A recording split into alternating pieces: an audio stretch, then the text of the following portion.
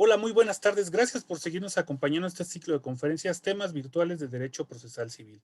El día de hoy nos acompaña el maestro Francisco Javier Jiménez Rodríguez. Él es juez 44 de lo civil en proceso oral del Tribunal Superior de Justicia de la Ciudad de México. El maestro Jiménez Rodríguez se ha desempeñado como archivista en la séptima sala civil del Tribunal Superior de Justicia de la Ciudad de México, ha sido oficial judicial del Juzgado Quinto de Distrito en materia civil en esta ciudad, secretario conciliador, secretario actuario, jefe del Departamento de Administración General de Grandes Contribuyentes del Servicio de Administración Tributaria, secretario de Juzgado 13º Civil de Primera Instancia, juez 45º de lo Civil de Primera Instancia por oposición y examen público, juez 25º Civil de Cuantía Menor y, como ya lo he mencionado, juez 44º Civil de Proceso Oral de esta ciudad. En el ámbito académico ha impartido diversos cursos en el Instituto de Estudios Judiciales del Poder Judicial de la Federación, es catedrático de la Universidad Latina Campo Sur y ha sido profesor de Laboratorio de Enseñanza Práctica de Derecho de la Facultad de Derecho de la Universidad Nacional Autónoma de México. Pues sin más preámbulos, su señoría, le cedo el uso de la voz para que nos hable sobre las pruebas documentales, prueba electrónica y más. Adelante, su señoría, por favor. Muchísimas gracias. Buenas tardes, antes que nada. Muchísimas gracias a todos ustedes. Y me permito establecer de forma preliminar que, debido al espacio que tenemos para exponer, creo yo que se trata de tres grandes temas, lo que es los documentos, la prueba electrónica, de la cual hay que exponer mucho, así como la prueba de indicios y presunciones. Para tal efecto, vamos a comenzar primero con la prueba documental. Bajo esta tónica, me permití establecer y mostrarles en pantalla una definición coloquial de acuerdo a la Real Academia de la Lengua Española, en la cual precisamente documento deriva de documentum. Y en primer término hace alusión a diploma, carta, relación u otro escrito que ilustra acerca de algún hecho, principalmente de los históricos, así como escrito en el que constan datos fidedignos o susceptibles de ser empleados como tales para probar algo, que es lo que nos interesa. Y una cosa que también sirve para testimoniar. Hay una cuestión importante. Aquí esta definición que se establece desde el punto de vista de la lengua española y que partíamos de manera coloquial, debemos establecer una cuestión importante. Desde tiempos antiguos, ¿sí? Y desde que se inventó, vamos a decir, la escritura y la transmisión de ideas, se ha utilizado diversos materiales para poder perfeccionar o confeccionar documentos. Es decir, que no necesariamente nosotros nos tenemos que limitar a lo que es el papel, sino simplemente el documento puede ser cualquier superficie, cualquier elemento dentro de realidad, en el cual, ¿sí? O que el cual contenga determinados signos, ¿sí? Escritura, etcétera, y en los cuales se refleje o nos dé a conocer, nos haga saber la existencia ya sea de un acto jurídico, de un hecho jurídico o de datos a principio de cuentas. Vemos cómo en la antigüedad, por ejemplo, se utilizaba el papiro para hacer precisamente la escritura y que se trataba de lo que es la materia vegetal. Se ha utilizado, por ejemplo, la piel como tal, también de animales para poder realizar la escritura o para transmitir las ideas. Eso es de acuerdo a signos de escritura o de cualquier otra naturaleza que sean posibles o que constituyan significantes y que transmitan un significado para tal efecto. Lo que nos interesa aquí en el derecho probatorio es que precisamente sean capaces de hacer saber y producir convicción en el juzgador de la existencia de un acto jurídico o negocio jurídico, de un hecho jurídico o determinar o comunicar ciertos datos. Eso es esencial. Entonces, tiene que constar precisamente en algún tipo, ¿sí?, de significantes que maneje, ¿sí?, la mayoría de la población o una buena parte de la población y lo puedan entender y descifrar como tal. Para tal efecto, vamos a señalar el documento, incluso ya con el avance y como vamos a ver más adelante, puede también ser un documento de carácter digital o electrónico como tal. Entonces no debemos nosotros ya encasillarnos a lo que es precisamente el papel. Puede ser cualquier superficie o elemento en el cual se pueda contener ese acto, hecho o datos de carácter jurídico. Es más, desde el punto de vista coloquial, incluso podemos decir que los mensajes de WhatsApp pueden constituirse como documentos y ofrecerse vía de prueba. Ahora bien, vamos a establecer un primer significado en relación a los documentos, ¿sí? Y su naturaleza. Dentro del derecho procesal, por regla general, el documento ya tiene existencia y simplemente se ofrece y se va a aportar al procedimiento. Por lo tanto, se habla de una prueba que ya está constituida. Y no una prueba que está por constituirse como fueran, por ejemplo, las pruebas testimonial, la prueba pericial, en la cual se tienen que realizar diversos actos procesales para poder proceder a su obtención y desahogo. Aquí no. Aquí la prueba documental se aporta excepto, ¿sí?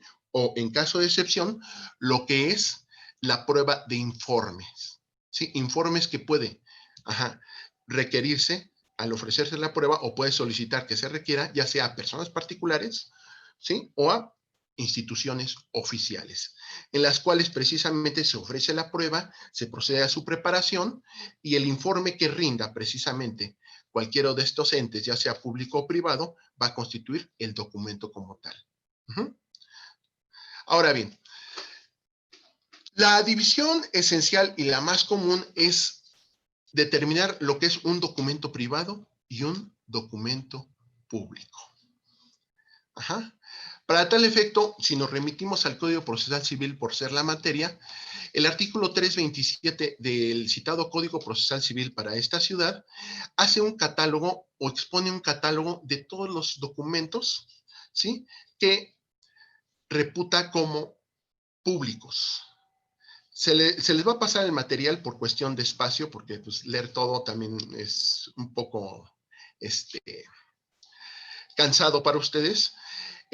Vamos a determinar y revisando que son 11 fracciones, de la cual la última señala los demás a los que se les reconozca ese carácter por la ley. Si vemos una cuestión, un denominador común de todos estos documentos, ¿sí?, o clases de documento público, se desprende que el documento público es aquel que es expedido, ya sea por una autoridad dotada de fe público en el ejercicio de sus funciones y facultades, o bien también documentos que sean expedidos o suscritos por personas, ¿sí?, que estén dotadas de fe pública por la ley, vamos a decir notarios, corredores públicos, o bien documentos que hayan presentado para su registro en un archivo público, como es el registro público de la propiedad del comercio. Estos tres elementos, ¿sí?, podríamos dar del ejemplo, por ejemplo, de un documento que haya expedido una institución de carácter oficial, ¿sí?, pues puede ser precisamente el propio tribunal en el cual precisamente dicta una sentencia, un oficio, un exhorto que se haya expedido por una autoridad para ser solicitada una diligencia en diversa ámbito territorial, ¿sí? Por otro lado, los corredores, sobre todo los notarios públicos, aunque no son autoridad, acuérdense que tienen una concesión y están dotados, entre otras facultades, de dar fe público a los actos en los cuales ellos intervengan. Y por último, por ejemplo, los actos registrados ante el registro público de la propiedad, en los cuales también al cumplir con todo ese procedimiento ya constituyen todos los documentos que se expidan, todos los registros, documentos de carácter público. Hay, por ejemplo, el Archivo General de Notarías, entre otras instituciones. Entonces, lo que da cualidad o lo que establece como denominador común de los documentos públicos es que hay alguien, ¿sí?, que tiene fe pública y constata la existencia de ese documento o acto jurídico como tal. Esta fe pública precisamente tiene que estar soportada en la ley como tal. En consecuencia, esos documentos de carácter público tienen que ser autorizados y tienen que cumplir con ciertas formalidades que la ley establece para que sean públicos. Vamos a decirlo, por ejemplo, copias certificadas expedidas por el Tribunal Superior de Justicia por un juzgado.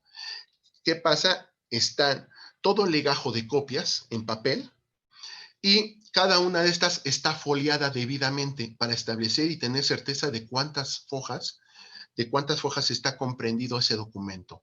Existe el entresello como un signo de seguridad de parte del juzgado, la rúbrica, ¿sí?, en la cual se asienta que se desprende, que es un signo en el cual se supone que el secretario de acuerdos cotejó con el original cada una de esas hojas o fotocopias para determinar que efectivamente es copia fiel de su original, bajo esta tónica. Y por último, lo que es la certificación, la cual tiene que obrar y señalar precisamente los datos de identificación del juicio, ¿sí? Tiene que señalarse quién es el funcionario que está dando o otorgando, asentando la certificación, la firma del funcionario como tal, y en este caso de copias certificadas que se expidan de un juzgado, el auto que precisamente haya ordenado la expedición de esas copias certificadas. Tiene que cumplirse con todas esas formalidades para que pueda constituirse en documento público. Por ejemplo, los oficios, que también son suscritos por personas que están facultadas para poder suscribirlos dentro del ámbito de facultades de cada una de las entidades públicas y que, por ejemplo, consta de sello. Y hay un elemento más de fiabilidad que últimamente se ha tomado en cuenta o se ha usado, incluso en el Tribunal Superior de Justicia de la Ciudad de México, lo he visto en el registro civil y recientemente en la página de la Suprema Corte, en lo que son las tesis de jurisprudencia, o en el Semanario Judicial de la Federación, en las cuales obra al final un sello denominado QR, el cual también sirve para su autentificación. Entonces, todos ellos son elementos de seguridad para poder determinar la autenticidad de ese documento de carácter público como tal. Es más, aquí se establece que en el 328, los documentos públicos expedidos por autoridades federales o funcionarios de estados harán fe en la Ciudad de México, vamos a decirlo, sin necesidad de legalización. Entonces, si nos vamos al artículo 402 del Código Procesal Civil, 403 del Código Procesal Civil, esos documentos, por ser de carácter público y por haber cumplido con todas aquellas formalidades y requisitos que establece la ley para su existencia, estos, sí, constituyen o dan prueba plena de la existencia del acto jurídico contenido en estos. Y por lo tanto serán tomados en consideración de manera plena. Ahora bien, la otra clasificación, lo que son los documentos privados. El artículo 336 establece que los documentos privados, el 334 dice que los documentos privados son los vales, pagarés, libros de cuentas, cartas y demás escritos firmados formados por las partes o de su orden y que no estén autorizados por escribano o funcionario competente. Y también todos aquellos que provengan de terceros y que el código no reconozca como públicos. Es decir, en esos documentos de carácter privado intervienen las partes, o quien interviene, lógico, firma, ¿sí? O hace constatar, o se constata en el documento privado la existencia de un acto jurídico, firman personas particulares, las partes, pero no están autenticadas o no se otorgó mediante la fe pública, no se pasaron ante autoridad o persona dotada de fe público para establecerlo, elevarlo a categoría de documento de carácter público. En este caso, los documentos privados tendríamos que verificar precisamente la característica de cada documento privado que se nos presente para poder determinar el alcance y valor probatorio de cada uno de estos documentos.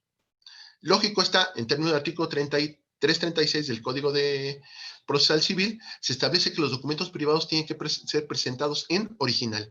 Y únicamente si estos documentos pertenecen a libros, ¿sí? Papeles de comercio, algún otro establecimiento, se puede solicitar al juez que con la ayuda del secretario actuario se constituya el actuario y realicen una prueba de carácter testimoniada o bien un cotejo y compulsa de ese documento para que ya obre la copia certificada en los autos correspondientes. Por otra cuestión, ¿sí?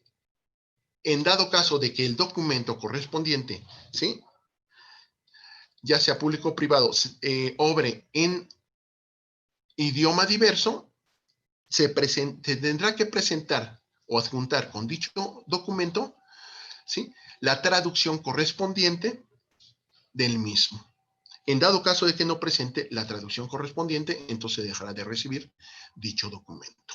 Eso incluso está establecido en el artículo 55 del Código Procesal Civil. Ahora bien, hay una cuestión. Hay documentos privados, ¿sí?, y estos documentos privados, o bien también los públicos, hay que determinar que en ellos intervienen las personas como el centro de imputación normativa que son, como los destinatarios de los derechos y que también pueden adquirir derechos y obligaciones. ¿Y cómo intervienen en un documento? El signo más común, ¿sí?, es la firma, por excelencia. Acuérdense que hay consentimiento tácito, consentimiento expreso de los actos jurídicos. En este caso, al firmar un documento en el cual conste un acto jurídico, con la firma, que es un signo de carácter inequívoco y propio de su autor, mediante el cual expresa precisamente su consentimiento en relación a la celebración del acto jurídico contenido en ese documento. En principio, como siempre lo habíamos establecido, la firma por excelencia era la firma de carácter autógrafo, ¿sí?, o firma escrita como tal. Entonces, esta firma, como signo inequívoco, si obra en un documento de carácter privado, ¿sí?, y en su caso también de carácter público, incluso de los fedatarios, es un signo inequívoco de que la persona que suscribe ese documento da su consentimiento e interviene en dicho acto jurídico. Y por lo tanto, las consecuencias jurídicas del acto jurídico, hecho jurídico que se contenga en ese documento, lógico que le van a trascender en su esfera jurídico-patrimonial como tal. Vamos a establecer más adelante que ahorita también ya se establece, y por cuestión incluso de la pandemia, hemos optado también por lo que es la famosa firma de carácter electrónico, que más adelante lo vamos a exponer como tal. Entonces, esas son las dos grandes clases de documento. Documento público, documento privado. El documento público interviene un fedatario o una autoridad y allí se establece la certeza de su existencia siempre y cuando cumpla con todos y cada uno de los requisitos establecidos por la ley para su existencia. Y el documento privado única y exclusivamente intervienen personas de carácter particular. No hay alguien que dé fe de ese acto jurídico contenido en el documento, en el instrumento como tal. Cabe destacar ahorita que acabo de decir instrumento, en la teoría se ha establecido mucho que el instrumento, qué diferencia hay con el documento, pero hay que establecer que nuestro Código Procesal Civil habla de la prueba instrumental como tal cuando habla de los documentos, y habla de instrumental pública, instrumental privada. No obstante, se ha dicho que el instrumento es el género, el documento es la especie, sobre todo en el sentido de que el documento es el soporte en el cual en un origen se establecía que había algo escrito, un acto jurídico, una cuestión, ¿sí?, en el cual se podía verificar un acto jurídico mediante la lectura, pero que era originalmente hecho ello, y que más adelante, cuando veamos lo que es la prueba electrónica, vamos a ver que ya se rebasó ese concepto o encasillamiento de lo que es el documento como papel, nada más. Muy bien. Ya que vimos los documentos, vamos a proceder, ¿sí?, de su concepto a lo que es la primera etapa de carácter procesal y de las etapas que la prueba tiene que pasar para poder ser valorada y tener existencia jurídica en autos. Ajá. Y en su caso, el juez la toma en cuenta para dictar sentencia. ¿Qué es lo que tenemos que hacer primero? Lo que es proceder a su ofrecimiento. Ya hemos dicho que la documental como tal, bueno, vamos a establecer en términos del artículo 95 y más adelante que vamos a ver el 255 del Código Procesal Civil, y también en materia oral, se desprende que todos los documentos, bueno, primer término, la parte que presente, ya sea el escrito inicial de demanda o lo que es la contestación a la demanda, en primer término tiene que exhibir los documentos con los cuales, en dado caso de que una persona, ¿sí?, comparezca a nombre de otra, exhibir el documento en el cual acredite precisamente esa facultad o representación. Llámese apoderado legal, llámese representante legal, escrituras, ¿sí?, llámese albacea, que tiene que exhibir el nombramiento y la aceptación y protesta del cargo de albacea de determinada sucesión, etcétera, ¿sí? Y con ello acreditar primero la representación legal. En su caso, si comparecen por su propio derecho, no hay problema, ¿no? Lo manifiestan. Y después tienen que exhibir precisamente todos aquellos documentos en los cuales la parte actora, ¿sí?, acredite, ¿sí?, o funde su acción, o bien al contestar la demanda, el demandado, en los cuales funde sus excepciones. Cabe señalar que tiene que exhibirlo todos los documentos que tenga en su poder. Esto es, desde la misma presentación de la demanda, ya sea en juicio ordinario civil, ya sea en juicio oral civil, en este caso. Ahora bien, se establece aquí, más que nada, todos los documentos que tengo en mi poder los tengo que exhibir. Pero puede pasar, y precisamente el citado artículo 95 del Código Procesal establece los diversos supuestos en los cuales, en dado caso de que yo quiera ofrecer un documento y yo no lo tenga en mi poder, ¿qué es lo que yo tengo que hacer? Son cargas procesales que yo como parte tengo que cumplir para que se admita ese documento. Primer término, si establezco que ese documento lo tiene en poder mi contraparte, tengo que señalarlo así y solicitar al juez precisamente que requiera, ¿sí?, de la exhibición de dicho documento a la contraparte y de ese documento a la contraparte con el apercibimiento que en caso de que no exhiba dicho documento o en dado caso de que no manifieste los motivos que tienen que ser fundados por los cuales está imposibilitada de exhibir ese documento, entonces se tendrán por cierto los hechos que se pretenden acreditar con la exhibición de ese, con el ofrecimiento de dicha probanza. Acuérdense, al ofrecer cada una de las pruebas, llámese documentales testimoniales, siempre hay esa carga probatoria de señalar precisamente cuál es el hecho o hechos que pretendo yo acreditar y los motivos por los cuales considero que acreditaré dichos hechos. No obstante ello, hay jurisprudencia que sería muy grave, muy onerosa esa carga de señalar una y otro requisito. Entonces, con el hecho de que nosotros señalemos con toda claridad qué hecho o hechos pretendo acreditar con esa prueba, se cumpliría con ese requisito para la admisibilidad de la prueba. Muy bien. Lo anterior, en este caso, está contenido en el artículo 287 del Código Procesal Civil y en su caso en el 89 del Código Federal de Procedimientos Civiles.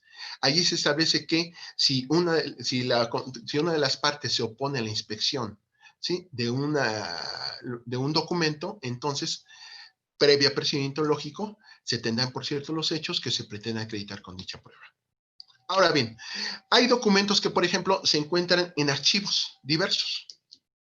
Llámese que, por ejemplo, quiero un informe, no sé, derivado, documentos que se encuentran en una institución bancaria, en una notaría, un documento. Si yo, de acuerdo a la ley y por ley, estoy posibilitado jurídicamente para solicitar la exhibición de dicho documento, entonces yo tengo que presentar la minuta sellada, ¿sí?, al momento de ofrecer la prueba, en la cual conste que yo solicité la expedición de copia certificada o de dicho documento. Y manifestarle al juez, ¿sabes qué? Mire, mira, te señalo que este documento te lo ofrezco, se encuentra en tal archivo. Te acredito con la minuta correspondiente de que yo ya lo solicité. Y en el momento en que se me entregue, lo voy a exhibir ante este juzgado. Puede darse que, por ejemplo, no se expida, entonces manifestando a la parte, sabes que ya lo solicité, la institución o la persona particular en la cual se encuentra ese documento no me lo quiere entregar, entonces juez requiere a dicha persona moral, física, etcétera, que tenga el documento para que lo exhiba con los apercibimientos de ley. ¿Sí? Y en su caso, sí, establecer y aplicar, y que el juez aplique los apercibimientos de ley para poder hacer posible que ese documento o esa copia certificada llegue a los autos y pueda exhibir y pueda obrar en autos y por lo tanto proceder a su desahogo. Que podemos decir que aquí hay una diferencia entre lo que es el ofrecimiento como tal, que se cumplen con los requisitos, pero también se tiene que cumplir con lo que es la exhibición y a llegar una vez admitida esa documental a los autos, en su momento procesal oportuno. Una vez que me lo exhiban, lo exhibo. Que me lo den, yo lo puedo exhibir. Hay otra cuestión importante. Por ejemplo, si yo intervine por ejemplo, en un testimonio de escritura en el cual yo comparecí como parte, no sé, como comprador-vendedor, de acuerdo a la ley del notariado, soy persona interesada y puedo yo solicitar la expedición de ese documento. O, por ejemplo, si soy titular de una cuenta bancaria, lógico que también puedo solicitar informes sobre esta cuenta bancaria. Pero sucede que hay veces que yo quiero ofrecer un documento en el cual la ley no me legitima para poder solicitarlo así por mi propio derecho.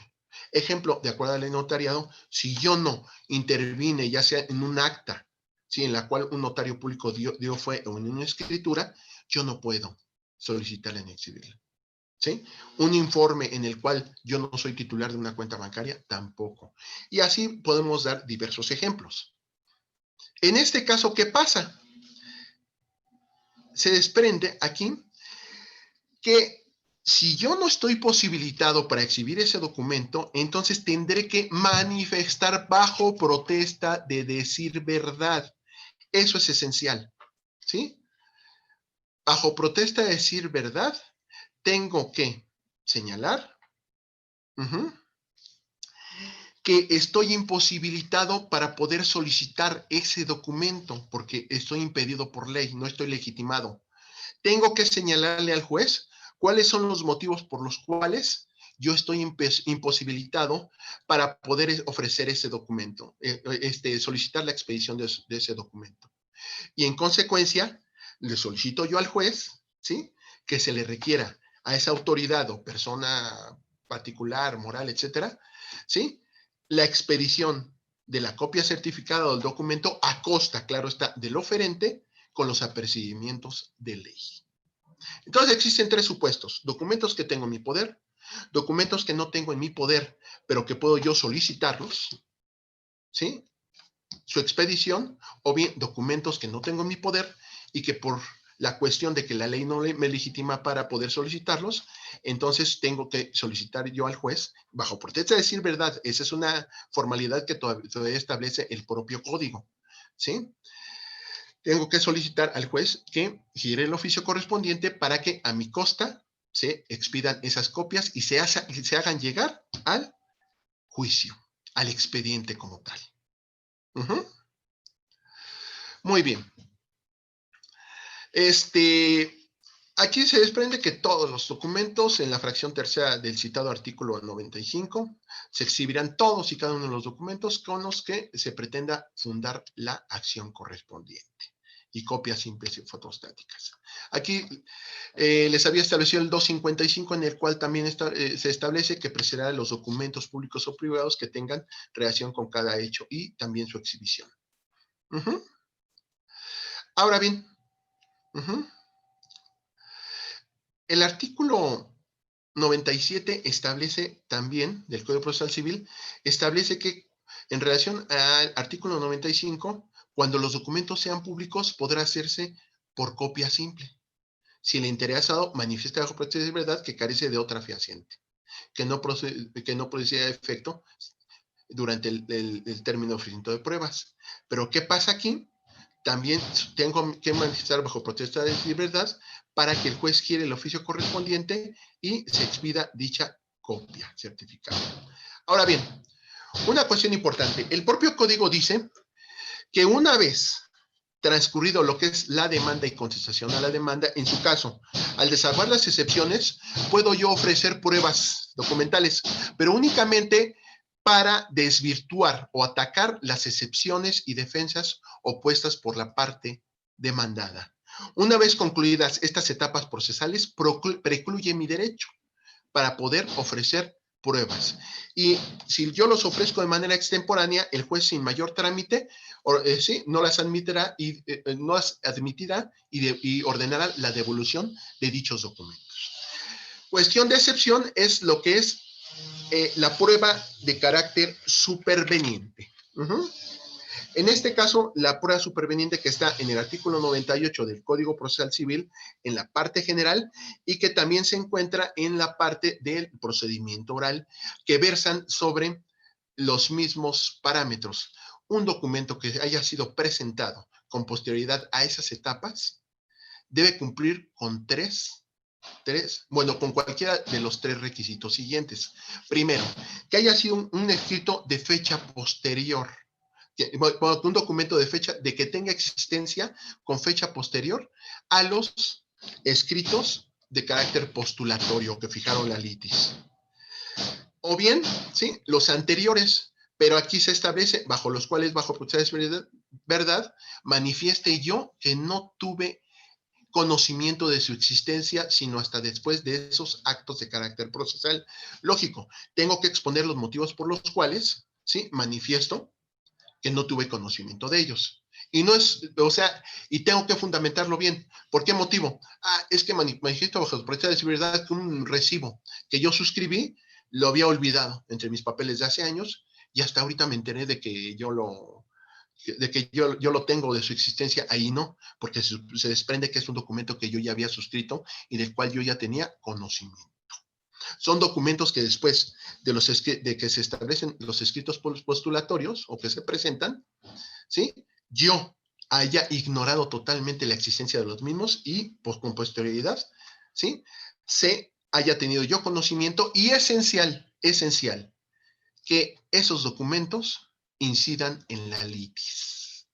Se refieren a los hechos controvertidos o de hechos materia del juicio, cumpliendo con los requisitos de pertinencia, etcétera. ¿Sí? Y por último, como tercer motivo o lugar, los que no hayan sido posible adquirir con anterioridad, pero en los cuales yo ya anteriormente le había hecho saber al juez, precisamente, la existencia de los mismos y de los cuales también, por ejemplo, yo ya me había comprometido a presentar esos documentos o había solicitado que se giraran esos oficios para que las autoridades o personas morales físicas remitieran copia certificada a mi costa de esos documentos. Entonces, ¿qué pasa? Aquí se desprende, es la prueba superveniente, porque tengo conocimiento o tiene existencia con posterioridad a esos escritos correspondientes. Como establece aquí el artículo 99 del Código Procesal Civil, que a ninguna de las partes se le admitirá documento alguno después de concluido el desahogo de pruebas. ¿Okay? Entonces, tiene que ser hasta antes de la citación a sentencia. ¿Sí? En lo que es la parte general y en el procedimiento oral hasta antes de que el juicio se declare visto como tal. Se puede ofrecer la prueba superveniente. Muy bien. Ahora bien, la preparación, en el artículo 95 ya habíamos señalado cómo es que se preparan esos documentos, con su simple exhibición o solicitando al juez, bueno, manifestando que yo ya solicité su exhibición, los anuncio y después cuando se me expidan yo los hago llegar al expediente. O bien solicitando al juez ¿sí? En dado caso de que no se me haya querido expedir ese documento, o bien no tenga yo acceso a ese documento, por ley, el juez ordene, ¿sí? Que se expida a mi costa esos documentos y se hagan llegar como tal.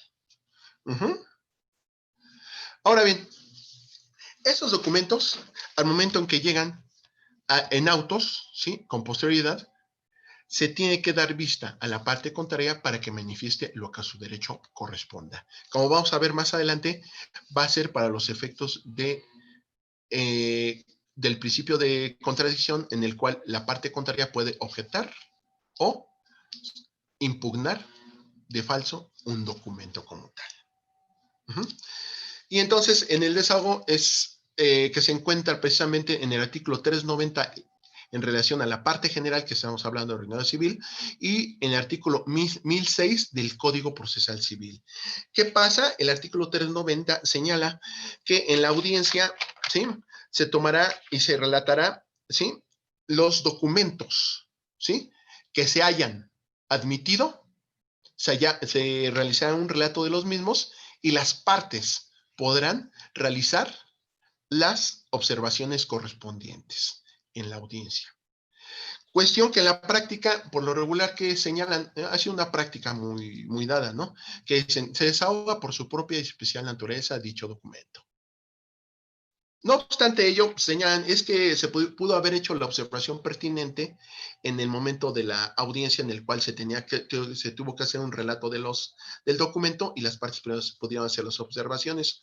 No obstante ello, al momento de su exhibición, por eso también se le da la vista, y en relación a ello existe lo que es la objeción de documentos y la impugnación de falsedad de los mismos, que es para cumplir con el principio de contradicción. ¿Qué pasa? Que todo documento que se haya exhibido con posterioridad se tiene que dar copia simple o correr copia simple del documento a la parte contraria, o dar vista en su caso, ¿sí? En este caso, ¿qué pasa? Hay dos cuestiones importantes para cumplir con el principio de contradicción. Lo que es primero la objeción de documentos. En la parte general se encuentran contenido en el artículo 335 y 340 del Código Procesal Civil, y en el procedimiento oral en el artículo 1012 del Código Procesal Civil.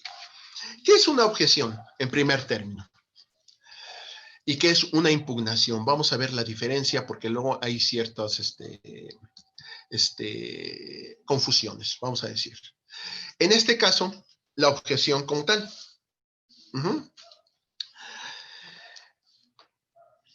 Al ofrecer yo una prueba, lógico que voy a señalar cuál es el hecho o hechos que pretendo acreditar y razones por las cuales creo que o considero que acreditaré dichos hechos. Pero entonces yo le digo, ¿sabes qué? Con esto yo trato de acreditar. ¿Pero qué pasa? Pues yo puedo objetar el documento, pero ¿qué dice? ¿Sabes qué? De acuerdo al contenido ese, no objeto ese documento porque no tiene el alcance probatorio, o la convicción que mi contraparte pretende otorgarle a dicho documento. Por ejemplo, pueden señalar, ¿sabes qué? Te presento aquí una copia, un recibo, ¿no? Un recibo con el cual acredito plenamente que que realicé el pago de tal prestación. Y entonces la otra parte dice, ¿sabes qué? Pues objeto este documento, ¿por qué? Pues porque no es cierto, o sea, no puedes acreditar plenamente el pago de esta prestación porque, por ejemplo, esa firma, no está firmado el documento. Y por lo tanto no hay un signo, ¿sí?, en el cual se estampó el consentimiento para poder verificar ese acto jurídico que sería el pago como tal. O, ¿sabes qué? Pretendes darle un valor probatorio como si fuera documental pública a un documento privado, y no es cierto, no cumple con los requisitos establecidos por la ley para que sea un documento de carácter público.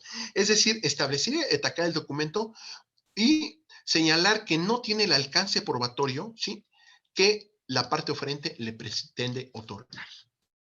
Y por otro lado, bueno, en este caso, ¿sí?, en la parte general, se establece, que es en el ordinario civil, en el juicio ordinario civil, que la objeción de documentos deberá oponerse, ¿sí?, interponerse dentro de los 3 días siguientes a que el juicio se abre a prueba. Es decir, se lleva a cabo la audiencia previa de conciliación y excepciones procesales, no, se abre el juicio a prueba allí mismo y entonces comienza a correr el término. Pero acuérdense que hay otra cuestión importante. Ese auto, ¿sí? Esa notificación tiene que surtir efectos para todos. Tengan cuidado con ello en la audiencia previa de conciliación. ¿Qué quiere decir? Que tienen que estar notificadas todas las partes para que empiece a correr el término. Puede ser que, por ejemplo, si acuden todas las partes a esa audiencia previa de conciliación, allí mismo les surte, ¿sí? Se enteran de la existencia del auto que abre el juicio a prueba y por lo tanto a partir de ahí les va a correr el término y no se requiere para su publicación para que corra el término correspondiente. Pero si una de las partes no asiste, entonces correrá ese término hasta que se publique y surta efectos en el boletín judicial correcto, en el boletín judicial del tribunal, ese auto se publique. En el caso del procedimiento oral, la objeción esencialmente se interpone en la audiencia preliminar en la etapa de admisión de pruebas. Una vez admitidas las pruebas, se otorga el uso de la palabra a las partes y en su caso pueden objetar dichos documentos. Documentos presentados con posterioridad en materia oral serán objetados en la audiencia en la cual se tengan por recibidos. Y aquí en procedimiento escrito, una vez que hayan sido exhibidos y se da vista a la parte contraria con dicho documento, dentro del término de 3 días pueden proceder a la objeción como tal. Ahora bien, la impugnación de falsedad de documentos. Impugnación de falsedad de documentos, en este caso, lo que yo trato de atacar precisamente es la certeza de ese documento. Ese documento es falso, no es válido. No nada más, yo digo, es que este no tiene alcance probatorio como tal. No, yo quiero atacarlo de tajo. Y esencialmente, por regla general, como vamos a ver, el artículo 345 del Código Procesal Civil hace alusión al 386. Esa impugnación, ¿qué quiere decir? ¿Sabes qué? Yo quiero atacar la validez de este documento. Este documento no es válido, no sirve. ¿Por qué? Esencial, no es mi firma o no pertenece a la matriz, no fue expedido por alguna autoridad y se manda al oficio correspondiente a donde está la matriz para poder determinar si efectivamente pertenece ese documento. Acuérdense, por regla general, en muchos documentos, ¿sí? Todos los documentos públicos tienen una matriz, ¿sí? Por ejemplo, una escritura, nos vamos directamente a lo que es el protocolo del notario, que se encuentra en la notaría, o en su caso, después de pasar, creo, 4 años, se va al archivo general de notarías y podemos nosotros cotejar si fue expedido o un informe por el notario público. Pero esencialmente aquí lo que trata el 386 es en relación a documentos en los cuales, ¿sí? Ese documento no fue firmado por quien se supone o se le imputa que lo extendió. Y en este caso, ¿qué pasa? Yo tengo que hacer valer, ¿sí?, esa impugnación de falsedad vía incidental. Tengo que iniciar un incidente. Y esencialmente, ¿sí?, como más adelante lo establece dicho precepto legal, en la parte central y general, tengo yo que establecer los motivos, ¿sí? ¿Sí? Y los hechos en los cuales fundo yo o me fundo de que ese documento es falso. Y lógico, por lo regular, cuando se va directamente a lo que es la impugnación de falsedad, se va a la firma. Y entonces digo, ¿sabes qué? Esta firma no pertenece o no es mía, yo no la suscribí, o la persona que lo suscribió no lo suscribió. Entonces, ¿qué pasa? Allí forzosamente, como requisito esencial, al momento de iniciar mi incidente, tengo yo que ofrecer lo que es la prueba pericial. La prueba pericial lógico, ya lo han visto en este curso, para no ahondar mucho, pues tiene que seguir los requisitos establecidos o las etapas correspondientes para designar bueno, para señalar precisamente aquí lo que es firma indubitada y firma dubitada, en dado caso de que no haya matriz. ¿Qué quiere decir firma dubitada? La firma que es materia o que es, sí, que es materia del incidente, en la cual yo digo que es falsa y la otra parte dice que es verdadera.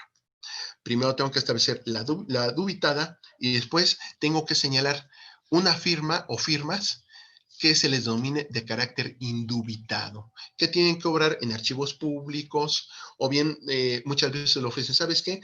La escritura es la firma que se siente ante la presencia judicial para, para que constituyan firmas indubitadas, ¿sí? Ahora bien,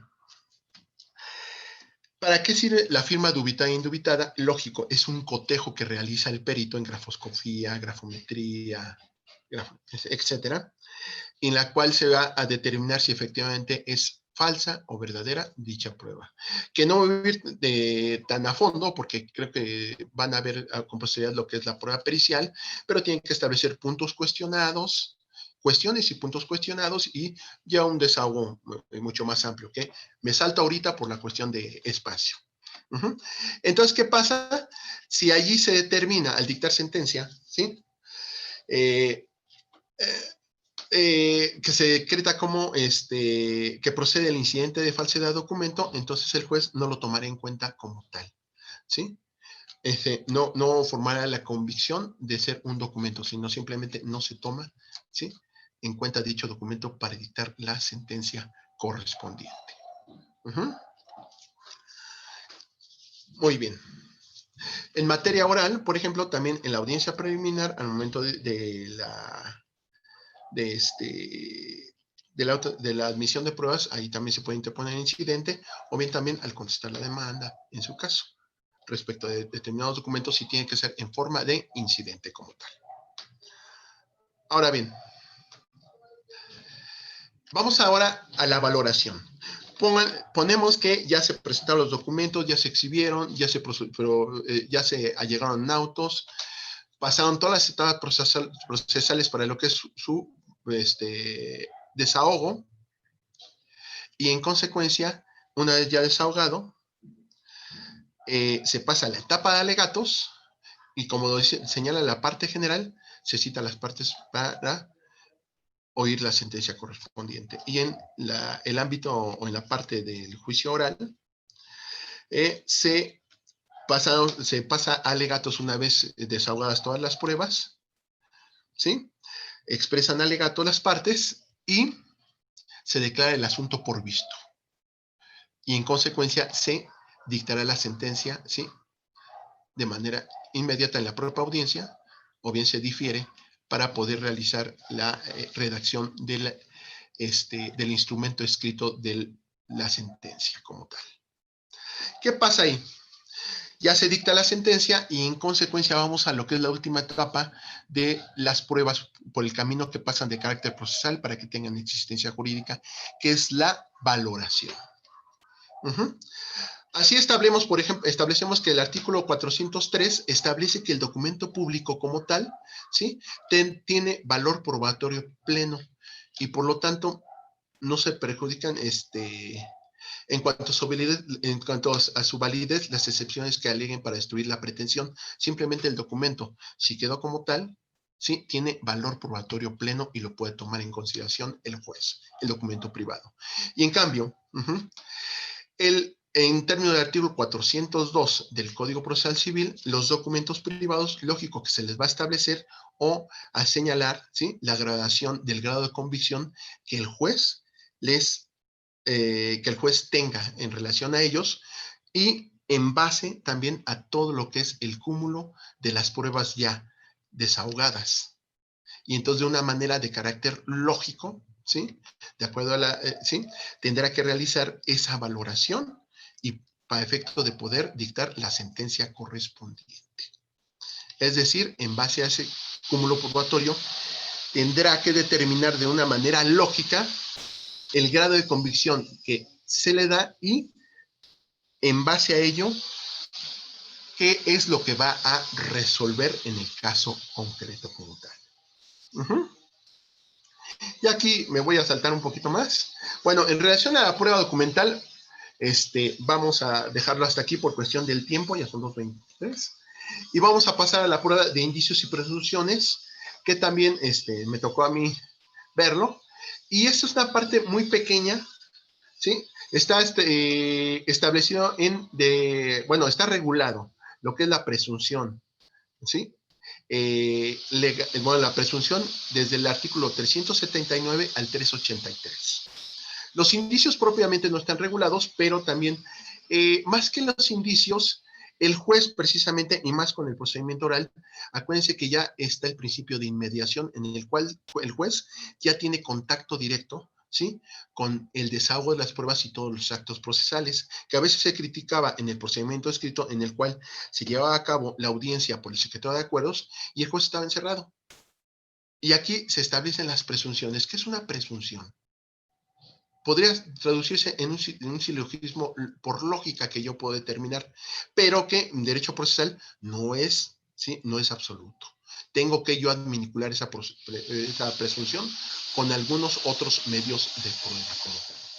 Es como se había señalado, pues, y bueno, y también las presunciones no hay que utilizar de manera de que se vaya a violentar derechos humanos. Es que se da antes mucho los prejuicios, ¿no? De que, por ejemplo, llegaba una persona a declarar, ¿no?, que traía arete, tatuaje y todo, y dices, ay, sí, ¿quién es esa persona? Yo no puedo prejuzgar por el aspecto de una persona, las presiones vengan a otra cuestión. Y por lo tanto, allí yo discriminaría. Yo tengo que administrar justicia a la persona que sea y también otorgarle el derecho y las garantías de carácter procesal, sobre todo la garantía de audiencia. Esas presunciones se van a dar durante todo el procedimiento. Es, por ejemplo, como coloquialmente se dice, está nublado el cielo. Pues yo presumo que ya va a llover. Y puede ser que llueva o no. Entonces, en el procedimiento, durante todo sí, el desarrollo del desahogo de pruebas del procedimiento, pueden establecerse determinadas situaciones que al juez, ¿sí?, le otorga una presunción para poder, ¿sí?, más que nada, establecer y en base a otras pruebas llegar a un hecho desconocido o que se presume que él lo puede percibir, vamos a decirlo, pero se tiene que corroborar. Ahora bien, bueno, no es, pero en este caso la presunción como tal, hay presunción legal y presunción humana. La presunción humana es en base al recto, ¿sí?, al actuar del juez y en base a las reacciones que él tenga por lógica y con el conocimiento que tenga de todos los actos procesales. Y, por ejemplo, la presunción legal es diferente. La presunción legal forzosamente, ¿sí?, tiene que estar contenida en una norma jurídica. Y entonces podemos concluir, la presunción es aquella consecuencia, ¿sí?, que la propia ley o el propio juez, por su propio actuar y lógica, ¿sí?, deduce de un hecho conocido y que se tiene por plenamente establecido para averiguar la verdad de otro desconocido. Y entonces por eso estamos en la presunción legal y en la presunción humana. La presunción legal, esencialmente, todo el código, más muchos códigos están llenos de presunciones. Por ejemplo, el artículo 2448E del Código Civil en materia de arrendamiento establece que cuando se demande, por ejemplo, por parte del arrendador en el juicio de arrendamiento inmobiliario, ¿sí?, el pago de más de 3 mensualidades, ¿sí?, o rentas, ¿sí?, existirá la presunción de que se han pagado todas las rentas anteriores por parte del demandado. Hay tesis que dicen, ¿sabes qué? Esa presunción tiene que ser invocada por el arrendador, por el arrendatario. pero aquí hay una presunción legal. Por ejemplo, la que establece el artículo 443 del Código Procesal Civil y subsecuentes, que regula lo que es el juicio ejecutivo civil, en el cual, al constituirse esos títulos ejecutivos, ¿sí?, se establece la presunción, ¿sí?, legal de la existencia de la obligación inserta en dichos títulos, ¿sí? Por ejemplo, lo que es el pago de cuotas de condóminos, también, cuando se confecciona lo que es el título ejecutivo, que también está regulado en el 443, que es un documento muy complicado. Pero, por ejemplo, también se puede establecer la presunción de inocencia por parte de una persona, también, ¿sí? Y por último, por ejemplo, el 271 del Código Procesal Civil, que establece que cuando una persona se constituya en rebeldía al no constar la demanda, se tendrán por presuntamente confesados los hechos. Ahora bien, dentro de la presunción legal, que forzosamente tiene que estar establecida en la norma jurídica, hay unas presunciones que son de carácter absoluta, pero por lo regular y la gran mayoría son presunciones que admiten prueba en contrario. Ajá. O bien, que es juris tantum, hasta en tanto no se pruebe lo contrario, y las otras son jure et jure, es decir, absolutas, no admiten prueba en contrario. Un ejemplo de la que es jure et jure podría ser lo que es la necesidad de alimentos de los menores al momento en que se demanda el pago de los alimentos por parte del padre, etcétera. Que demostrando la filiación con el padre y de que es una persona menor de edad, hay esa presunción es de carácter absoluta en el sentido de que el menor requiere de alimentos. Y no puede llegar a decir, ¿sabes qué? No, es que su mamá tiene mucho dinero, es que el niño no requiere de alimentos, etcétera. No, no se admite prueba en contrario. Esencial. Y en cambio, por ejemplo, la última presunción legal, la del 271, se presumen por confesados los hechos, que posteriormente se pueden ofrecer mediante incidente en el cual se manifiesta que no se pudo contestar la demanda por caso fortuito o fuerza mayor, y pueden ofrecer pruebas para poder desvirtuar la acción como tal, ¿sí? Por ejemplo, la presunción derivada de los títulos de los títulos ejecutivos en relación al, por ejemplo, los medios preparatorios en los cuales se establece una confesión de carácter, una confesión judicial, vamos a decirlo, y en el cual se determina la certeza de una deuda. En el juicio correspondiente puede, ¿sí?, ofrecerse pruebas para desvirtuar esa obligación. Entonces hay presunciones legales que está plagado como tal los códigos, ¿sí? En materia mercantil hay muchos. Ajá. Los títulos ejecutivos, los títulos de crédito, por ejemplo, tienen la presunción precisamente de la existencia de esa deuda al ser documentos que traen aparejada ejecución que se contiene en el artículo 1391 del Código de Comercio. Entonces, esas presunciones, tanto legal como humana, se van a tomar en su momento en consideración al momento de dictar la sentencia. Hay una cuestión importante.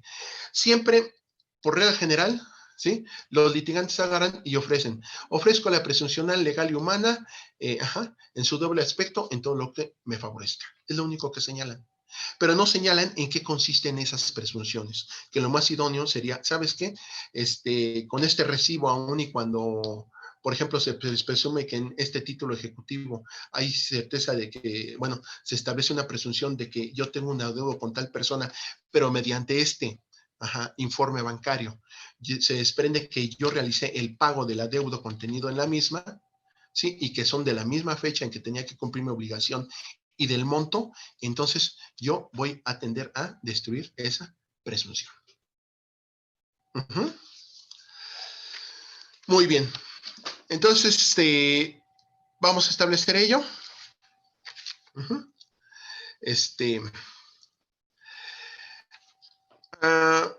Vamos a dejar por este momento lo que es la presunción como tal, pero acuérdense, siempre tiene que señalarse, ¿sí?, por parte del litigante en qué consiste esa presunción.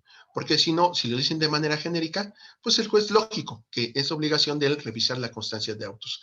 Pero qué mejor que el abogado, ¿sí?, o el litigante, al ofrecer esa prueba presuncional, señale en qué consiste como tal para ser tomada en consideración y no de una manera genérica. Ahora bien, vamos a dar por terminado este tema y vamos por último a la prueba electrónica. La prueba electrónica es un concepto relativamente nuevo. En este caso, vemos el Código Procesal Civil, no hay mucho en relación, para la Ciudad de México, no hay mucho en relación a la regulación de esta prueba. Pero, ¿qué es una prueba electrónica? Habíamos dicho que, por ejemplo, siempre desde hace poco, hasta hace poco, estábamos casados con lo que es la prueba documental. ¿Por qué? Porque habíamos dicho que tiene una serie de candados o formalidades mediante las cuales yo puedo tener la certeza de que la información que está contenida en ese documento, por lo regular en papel o en soporte físico, ¿sí?, es confiable. Es enteramente confiable y a la cual yo le tengo, ¿sí?, no puede ser alterada. ¿Qué pasa en este caso en los documentos electrónicos? En la prueba electrónica. ¿Qué podemos ver en relación a ella? Lo único que podemos verificar es que si hablamos de la prueba electrónica, estamos hablando de algo muy, muy concreto o muy limitado, porque electrónico viene de electrón, ¿sí? En este caso, podemos ver la prueba electrónica por simples mensajes de carácter electrónico, pero también podemos ahondar más en ello, lo que es la prueba, los documentos de carácter digital, que ya es derivado de un concepto de carácter tecnológico como tal. Y en el cual, pues, básicamente está inmersa toda ya la sociedad. Ya hay documentos de carácter electrónicos en todas partes.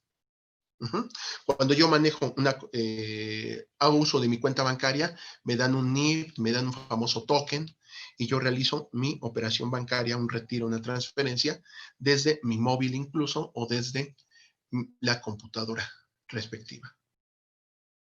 Y entonces ya estoy realizando yo mensajes, mandando mensajes, ¿sí?, u órdenes desde el punto de vista electrónico digital para poder realizar determinadas transferencias.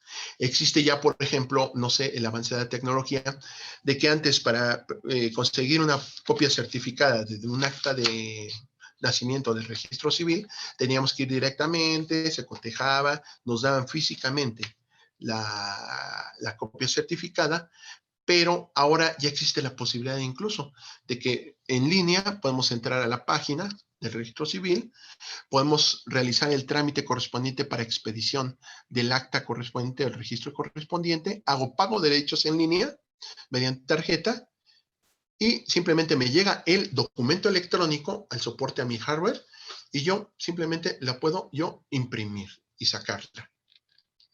Ahora bien, documento electrónico como tal, ¿sí? Desde que han visto ustedes, sobre todo que son los más jóvenes, están muy familiarizados con ello, lo que es precisamente lo que es el hardware y el software. El hardware es precisamente el soporte material, los elementos de carácter tecnológico que yo puedo tocar y que, por ejemplo, es la computadora mediante la cual yo me estoy comunicando con ustedes. Y el software es precisamente todos aquellos programas, ¿sí?, que estoy utilizando para poder realizar todas aquellas órdenes u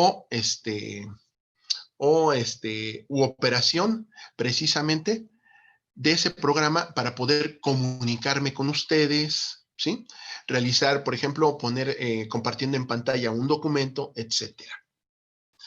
Entonces, el documento electrónico va más allá de lo que es el papel, ¿sí? Y de que tenga un soporte de carácter netamente material.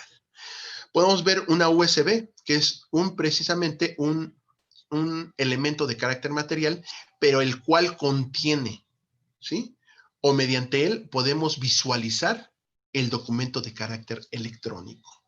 Es una serie de datos encriptados, contenidos, ¿sí?, de carácter óptico, electrónico o de cualquier otra naturaleza. Y por eso, cuando se comenzó a utilizar, es que el grueso de la población que dice, no tengo confianza en ello, porque no lo puedo percibir, no lo puedo ver. Aparte, ¿Por qué? Porque de repente vienen los ataques cibernéticos y decimos, ¿sabes qué? Es que es totalmente inseguro ese documento.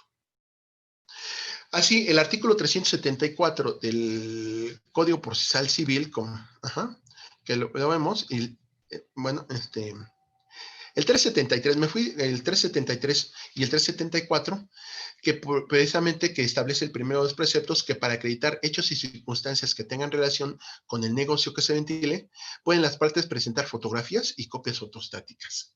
Fíjense, estábamos ya admitiendo lo que son las fotografías, pero también las cintas cinematográficas y cualquier otra reproducción fotográfica. Estamos hablando ya, si se trata de películas o filmaciones, precisamente de documentos electrónicos contenidos precisamente en un disco, ¿sí? O simplemente en la red. Y aquí el artículo 374 también habla de que se deben admitir registros dactiloscópicos, fonográficos, y establece de una manera general demás elementos que produzcan convicción en el ánimo del juez. Y una cuestión esencial. Si se trata de un documento electrónico al ofrecerse, ¿sí? Aquí establece el artículo 374. Dice, la parte que presente esos medios de prueba deberán ministrar o exhibir al tribunal los aparatos y elementos necesarios para su reproducción, la reproducción de esos documentos. Entonces estamos hablando de los datos. Ahora bien, también me permití establecer el artículo 974, 994 y 996 del Código Procesal Civil, que no se los voy a leer totalmente, pero ¿qué pasa con la inserción del procedimiento oral? Aquí establecemos el 974 relativo a las diligencias que se realicen fuera del local del juzgado, y en el 994 y 996 es precisamente cuáles son los documentos o medios que se deben de tomar para establecer esa documental pública que sería el soporte, ¿sí? De las actuaciones judiciales relativas, por ejemplo, a la audiencia que estamos hablando, oralidad, ¿sí? Es más, dice el artículo 94, para producir fe, las audiencias se registrarán por medios electrónicos. Entonces aquí ya nuestra legislación admite lo que es el documento electrónico, incluso en calidad de documental de carácter público. Pero ¿qué pasa aquí? O cualquier otro documento idóneo a juicio del juez que permita garantizar. Esos son los elementos esenciales con que debe cumplir cualquier documento electrónico para producir convicción en el juez. ¿Qué pasa? Aquí dice para garantizar lo que es la fidelidad e integridad de la información y la conservación y reproducción de su contenido, y así como su acceso. Entonces, hay una cuestión importante, ¿sí? La prueba electrónica tiene que cumplir con determinados principios, que sería primero el de perdurabilidad. Tiene que trascender en el tiempo. La segunda, que esa información sea confiable, y para eso se van a establecer los candados correspondientes para que esa información no sea alterada. Y la segunda es confiabilidad y seguridad. Eso es esencial en un documento.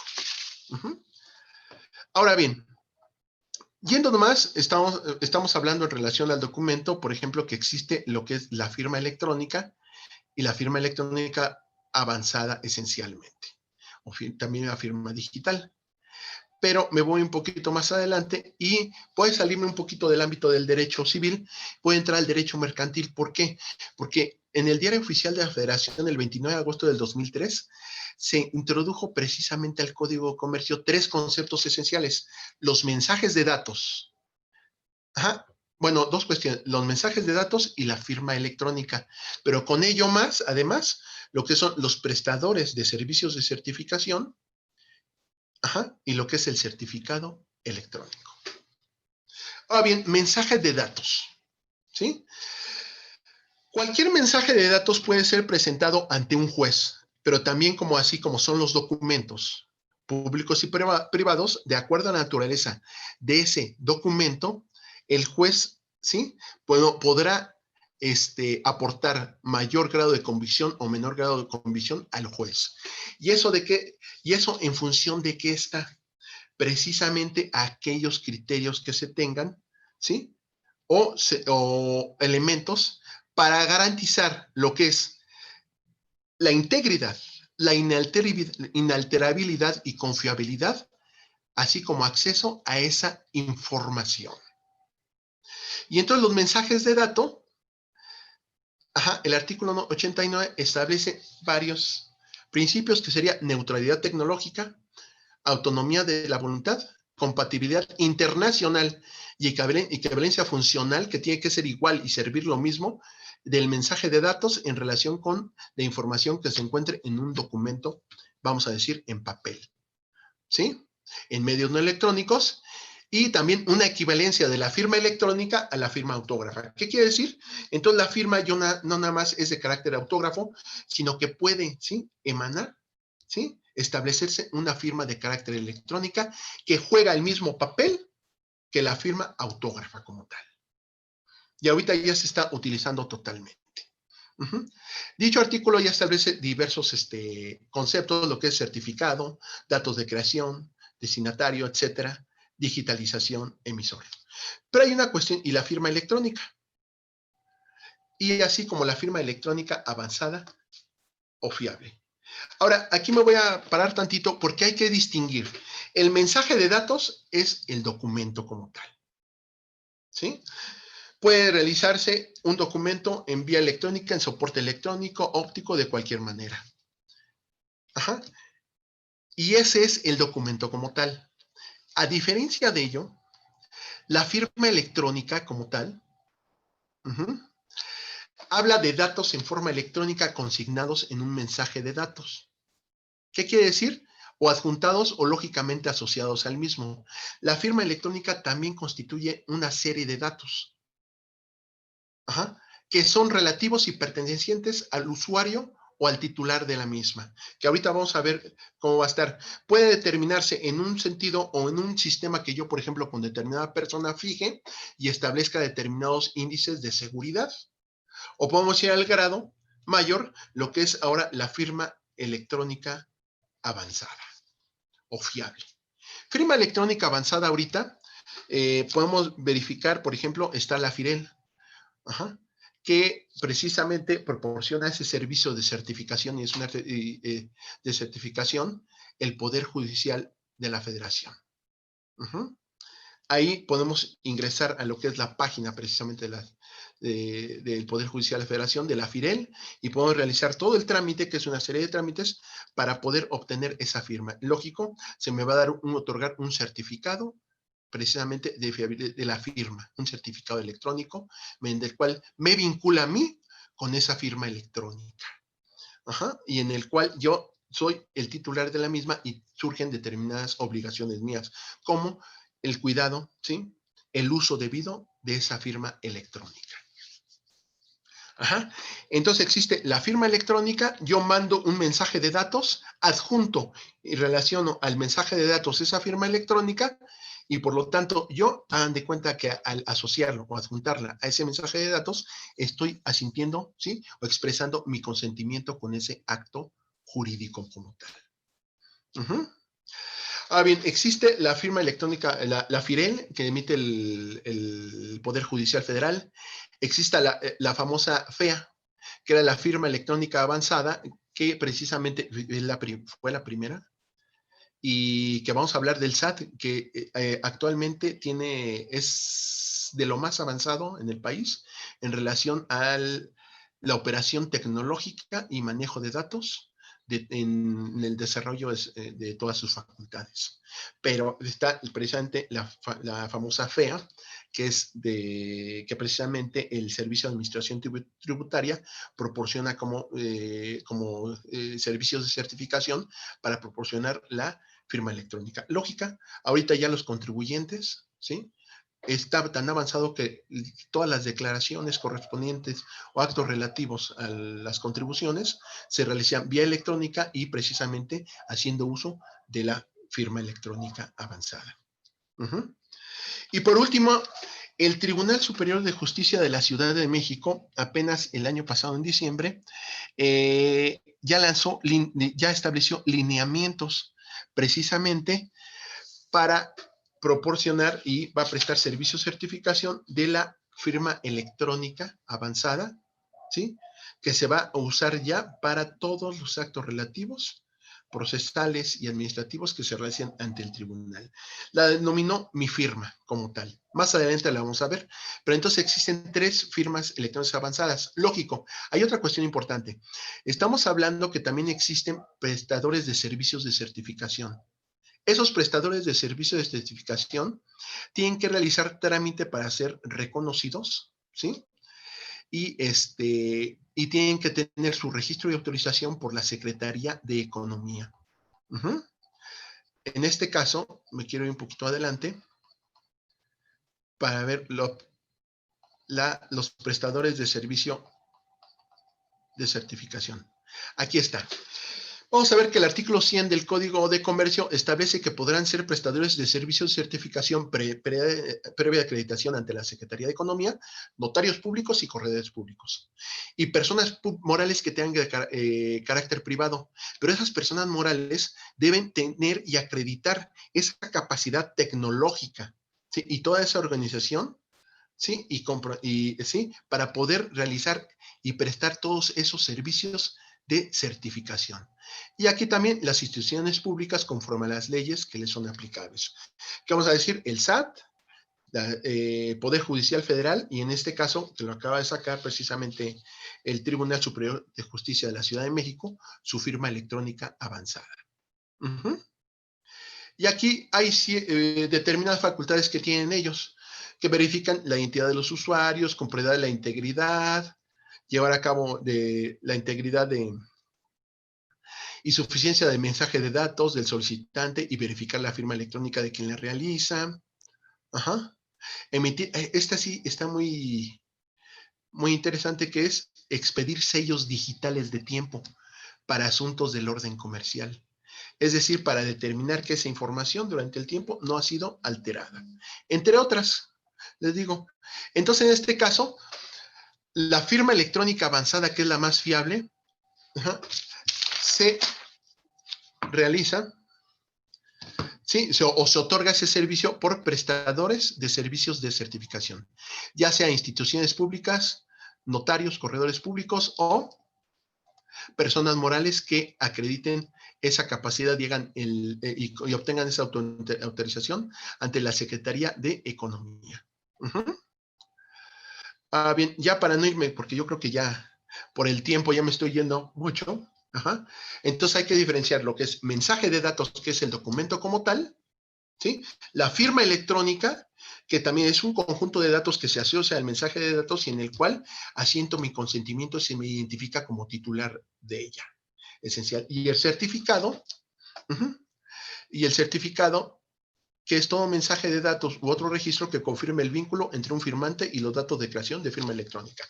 Es más, nos podemos ir hasta la firma electrónica avanzada, pero puede haber firmas electrónicas que se pueden realizar en determinados sistemas tecnológicos y de ello variará de su seguridad y certeza, ¿sí? Variará el grado de convicción que provoquen en el juez, el grado de convicción en relación a su seguridad y manejo y acceso que determinado sistema que hayan establecido las partes tenga. Y así el juez podrá otorgarle un mayor o menor grado de convicción. Hay una cuestión importante. Ahora, el ofrecimiento de la prueba electrónica.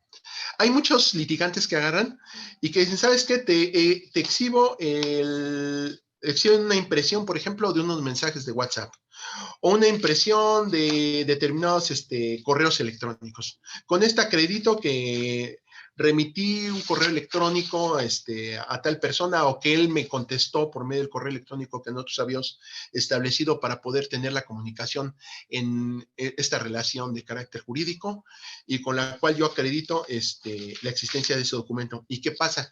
No.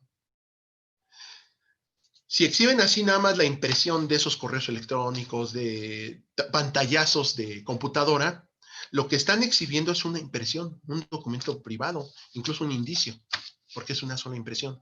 ¿Qué pasa? Hay varias formas de verificación de la prueba electrónica.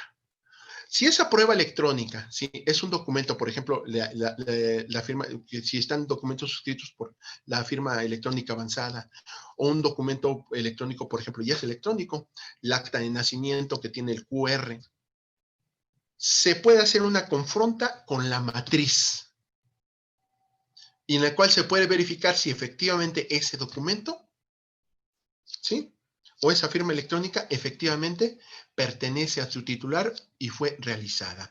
Y es mediante el informe que se realice, ya sea por la autoridad que haya expedido ese documento, el SAT, etcétera, y en el cual señale y se hace la confronta de que efectivamente ese documento que se exhibió esa impresión pertenece y concuerda con el que obra en la matriz, ¿sí?, de la institución que lo haya expedido o de la persona moral, física que lo haya expedido. Un segundo, una segunda manera para poder desahogar la prueba es que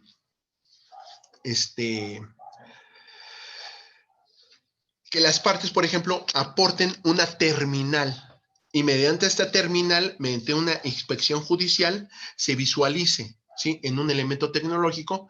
Precisamente vamos a decir, si es una página electrónica, se tenga acceso, se dé fe en audiencia, se certifique la existencia del mismo, y en su caso, el secretario de Acuerdos dé fe precisamente de que la impresión o documentos que se exhibieron o instrumentos que en papel o impresión o de otra naturaleza fueron exhibidos concuerdan precisamente con esa página electrónica en la cual va a dar fe el secretario de Acuerdos de cómo se entró, cuál es la dirección electrónica y la descripción del mismo.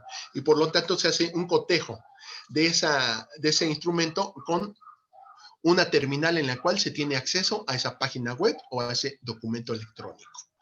Y por último, la última forma de desahogo de la prueba electrónica es que al ofrecerla también, ¿sí?, se ofrezca la prueba pericial en informática, en la cual, lógico, los peritos en materia de informática ya mediante sus técnicas y capacidades tecnológicas pueden determinar si un documento, ¿sí?, precisamente electrónico es fidedigno, pertenece a una matriz, ¿sí?, y mediante, pertenece a una matriz y sobre su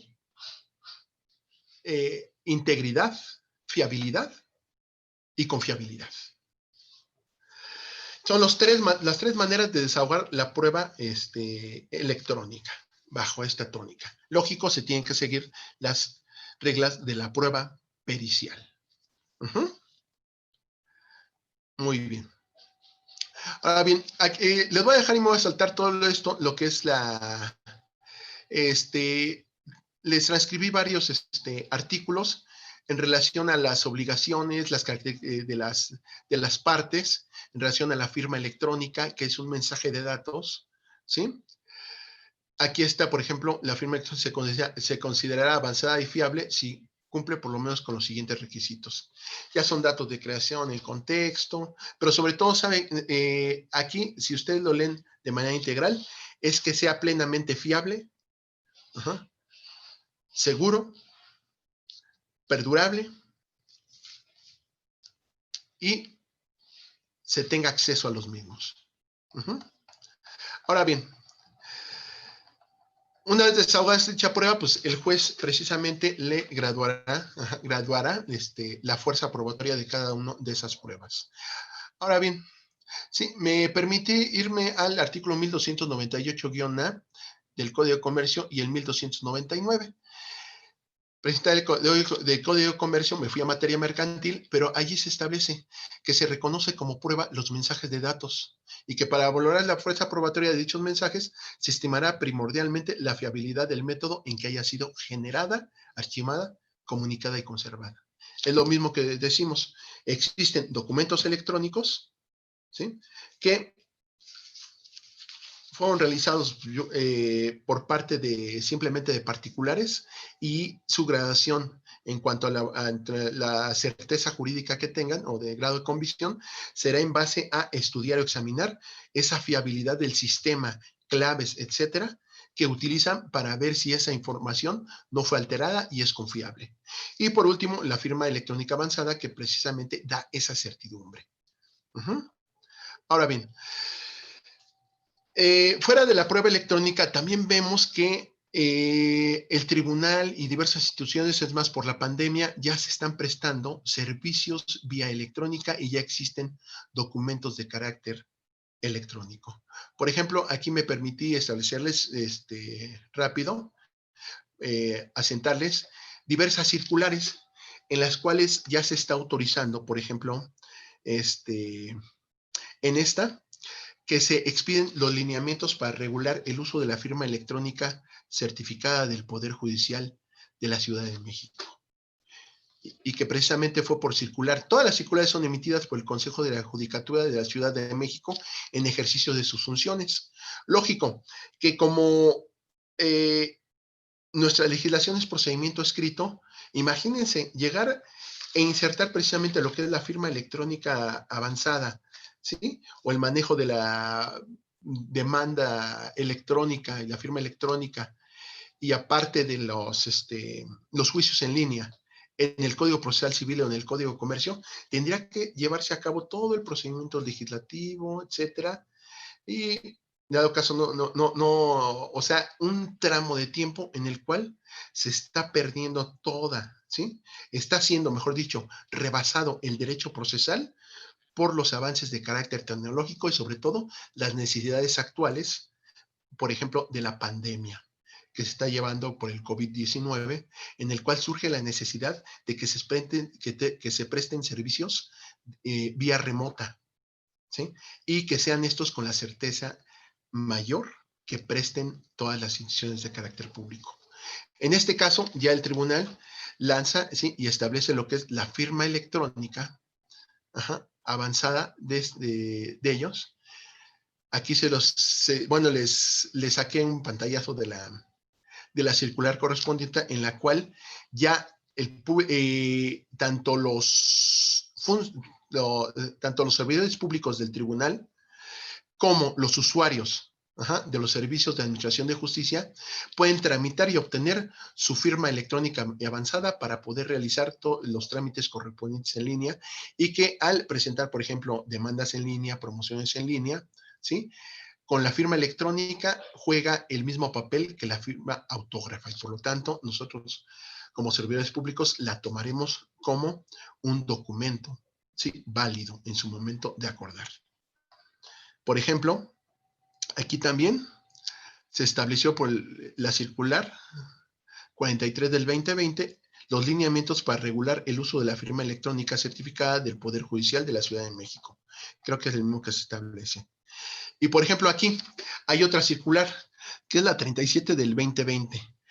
Aquí habla del portal de gestión documental SharePoint, que es un programa en el cual, pues, si hay mucha información, nosotros como servidores públicos vamos a hacer uso de la misma para poder obtener información precisamente de los oficios o de la información que nos remita la Comisión Nacional Bancaria de Valores. ¿Por qué motivo? De 2 años para acá ya se estableció un sistema que se llama el Sistema Interinstitucional de Transferencia de Información de Atención a Autoridades, que es por medio de correo electrónico, y en el cual, sobre todo con la Comisión Nacional Bancaria de Valores, ya no mandamos el oficio de carácter escrito, sino simplemente mediante ese sistema nosotros lo mandamos vía electrónica, el requerimiento, en dado caso de que se haya trabado un embargo y se tenga que inmovilizar cuentas o informes a instituciones bancarias, se remite ese oficio electrónicamente, y mediante ese sistema, el CIARA, precisamente la Comisión Nacional Bancaria de Valores, nos contesta el oficio correspondiente. Igual también esta circular 39 del 2020 de la Consejo de la Judicatura, también se constata que precisamente en relación con el Instituto Nacional Electoral ya podemos mandar oficios en línea y requerimientos para que nos proporcionen datos en sus archivos. Y también el Instituto Nacional Electoral nos regresa o nos contesta vía electrónica. Lógico, mediante sistemas, ¿sí?, informáticos que tengan certeza y seguridad y los suficientes candados para poder protegerlos y no se puedan violar o modificar. Y por otro lado, el acuerdo 3629 del 2020, en el cual se autoriza el uso gratuito de la plataforma electrónica denominada Sistema Integral para la Consulta de Resoluciones SICOR. Esta plataforma se desprende que nosotros, mientras vamos realizando o elaborando el acuerdo o las sentencias o todos los actos procesales que nosotros realizamos, los subimos precisamente a este sistema que es el SICOR. Y anteriormente se había establecido que mediante un pago de derechos, los litigantes que quisieran iban a tener acceso a esos autos vía electrónica, mediante la contraseña que se les proporcione. Pero en virtud de la pandemia y por el COVID-19, ¿sí?, se desprende que ahorita ya el acceso a dicho sistema para que los litigantes o los usuarios tengan acceso a los acuerdos y resoluciones judiciales que nosotros emitamos por vía electrónica, únicamente piden la autorización y claro está, nosotros tenemos que verificar que estén legitimados para recibir notificaciones o para actuar en representación de las partes. Y una vez hecho ello, nosotros autorizamos, se manda la orden al sistema y los litigantes de manera gratuita, mientras dura la pandemia, pueden tener acceso a esos autos o resoluciones que se dicten. Entonces el tribunal está prestando cada vez más, en virtud de ello, y que la pandemia nos obligó a hacerlo, servicios precisamente de vía remota, ¿sí?, o electrónicos. Aquí, por ejemplo, pueden entrar a lo que es la página del Poder Judicial de la Ciudad de México, electrónica, y aquí ya presta diversos servicios, por ejemplo, citas electrónicas para consulta de expedientes, y entonces sean atendidos de manera inmediata por los juzgados civiles de proceso escrito por el momento. A partir del 28 de septiembre. Y aquí también se establece diversos trámites y servicios de línea que también el tribunal presta, como son citas en la oficina de partes común, tanto física como virtual. Pero ahorita nada más hay virtual por la cuestión de la pandemia y que no hay ahorita labores. ¿Sí? La búsqueda de datos en el archivo judicial, solicitud de expedientes en línea, informes de testamentos, convivencia materno-infantil filial a través de videollamada, entre otros, y la mediación y facilitación en línea. Todo esto ya son procedimientos administrativos y de mediación que se pueden llevar en línea. Aquí, por ejemplo, búsqueda de datos y expediente en línea que ya hemos visto. Y por otra parte, lo que son los juicios en línea, que también ya se están llevando a cabo, que es divorcio solicitado por ambas partes, dependencia económica y acreditación de concubinato. Mientras o por el momento está en lo que es la materia familiar. Son única y exclusivamente en relación a dichos procedimientos. Por último, la oficialidad de partes virtual, que mediante firma electrónica y archivo PDF, las partes o los litigantes pueden presentar sus escritos vía electrónica, los cuales nos llegan a nosotros, procedemos a su impresión y a su posterior acuerdo. Hasta ahorita, el único soporte electrónico que nosotros tenemos es precisamente del famoso SICOR. No obstante, por ejemplo, el Poder Judicial Federal, desde la Ley de Amparo, nueva Ley de Amparo que fue en el 2013, prevé lo que es un expediente electrónico ahí, ya netamente. Bueno, por el momento y por el tiempo que yo creo que ya me llevé mucho, sería todo lo que yo les digo. Créanme que hay muchas cosas más que señalar, pero pues el tiempo no nos deja. Entonces, pues muchísimas gracias. Muchas gracias por su participación, pero sobre todo también muchas gracias por mostrarnos o hacernos sabedores de estos servicios que el tribunal se encuentra impartiendo en estas épocas tan difíciles por las que estamos pasando, ¿no? Resaltar esto de que la justicia en realidad no se ha parado, sino que ha seguido trabajando gracias a los medios tecnológicos. Eso es por un lado. Por el otro, pues la forma tan didáctica en la que expuso los demás temas, pues bueno, estoy consciente y seguro que serán de mucha utilidad pues para nuestros compañeros. Muchas gracias, su señoría. No, muchísimas gracias. Pues bueno, con esto concluimos la sesión del día de hoy. No antes sin agradecerle a su señoría, el juez Francisco Javier Jiménez Rodríguez por su valiosa participación, así como a los colegios Nacional de Derecho Procesal, doctor Cipriano Gómez Lara, y de jueces del Foro Común de la Ciudad de México por el apoyo recibido en la realización de este evento. Y a ustedes también por seguirnos en este ciclo de conferencias. Tengan todos ustedes muy buena tarde y hasta pronto. Gracias.